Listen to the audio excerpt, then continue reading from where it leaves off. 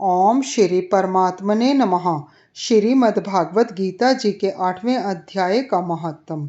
भगवान शिव कहते हैं, देवी अब 8वें अध्याय का महात्म सुनो। उसके सुनने से तुम्हें बड़ी प्रसन्नता होगी। लक्ष्मी जी के पूछने पर भगवान विष्णु ने उन्हें इस प्रकार अष्टम अध्याय का महात्म बतलाया था। दक्षिण में अमरदकपुर नामक एक प्रसिद्ध नगर है। वहां भाव शर्मा नामक एक ब्राह्मण रहता था, जिसने वेश्या को पत्नी बना रखा था। वह मांस खाता, मदिरा पीता, श्रेष्ठ पुरुषों का धन चुराता, पराई स्त्री से व्यभिचार करता और शिकार खेलने में दिलचस्पी रखता था।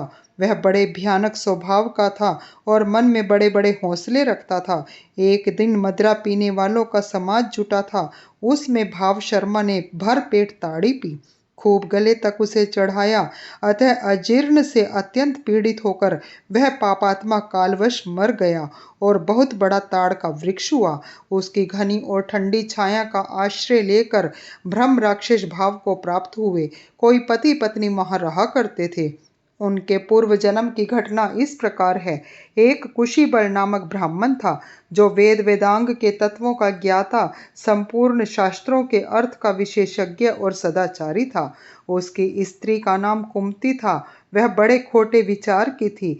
वह ब्राह्मण विद्वान होने पर भी अत्यंत लोभवश अपनी स्त्री के साथ प्रतिदिन भैंस, काल पुरुष और घोड़े आदि बड़े दानों को ग्रहण किया करता था, परंतु दूसरे ब्राह्मणों को दान में मिली हुई कौड़ी भी नहीं देता था।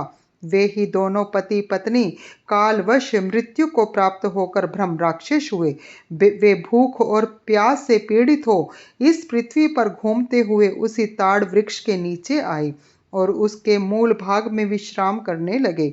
इसके बाद पत्नी ने पति से पूछा, नाथ, हम लोगों का यह महान दुख कैसे दूर होगा तथा इस ब्रह्म राक्षस योनि से किस प्रकार हम दोनों की मुक्ति होगी।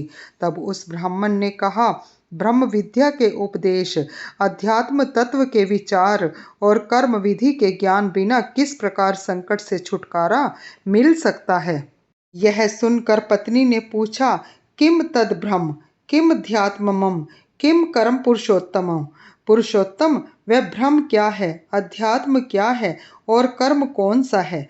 उसकी पत्नी के इतना कहते ही जो आश्चर्य की घटना घटित हुई उसको सुनो।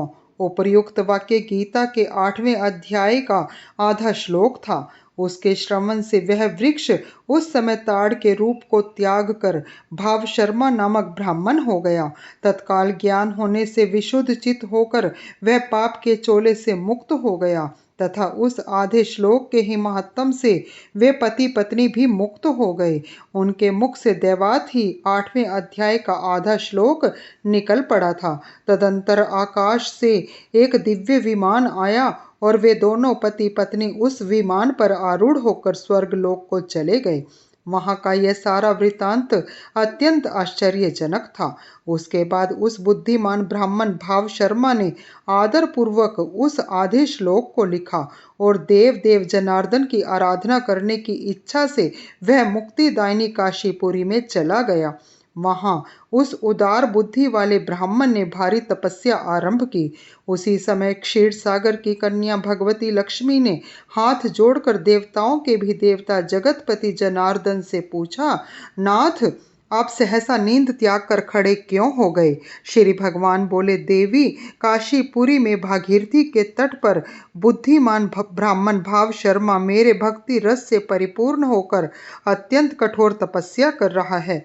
वह अपनी इंद्रियों को वश में करके गीता के 8वें अध्याय के आधे श्लोक का जप करता है। मैं उसकी तपस्या से बहुत संतुष्ट हूँ। बहुत देर से उसकी तपस्या के अनुरूप फल का विचार कर रहा था। प्रिय, इस समय वह फल देने को मैं उत्कंठित हूँ। पार्वती जी ने पूछा, भगवान श्री हरि सदा प्रसन्न होने पर भी जिसके लिए चिंतित हो उठे थे, उस भगवत भक्त भाव शर्मा ने कौन सा फल प्राप्त किया। श्री महादेव जी बोले, देवी, द्विज श्रेष्ठ भाव शर्मा प्रसन्न हुए भगवान विष्णु के प्रसाद को पाकर आत्यंतिक सुख मोक्ष को प्राप्त हुआ तथा उसके अन्य वंशज भी जो नरक यातना में पड़े थे, उसी के शुद्ध कर्म से भगवत धाम को प्राप्त हुए। पार्वती, यह 8वें अध्याय का महत्तम थोड़े में ही तुम्हें बताया है। इस पर सदा विचार करते रहना चाहिए। जय श्री कृष्ण।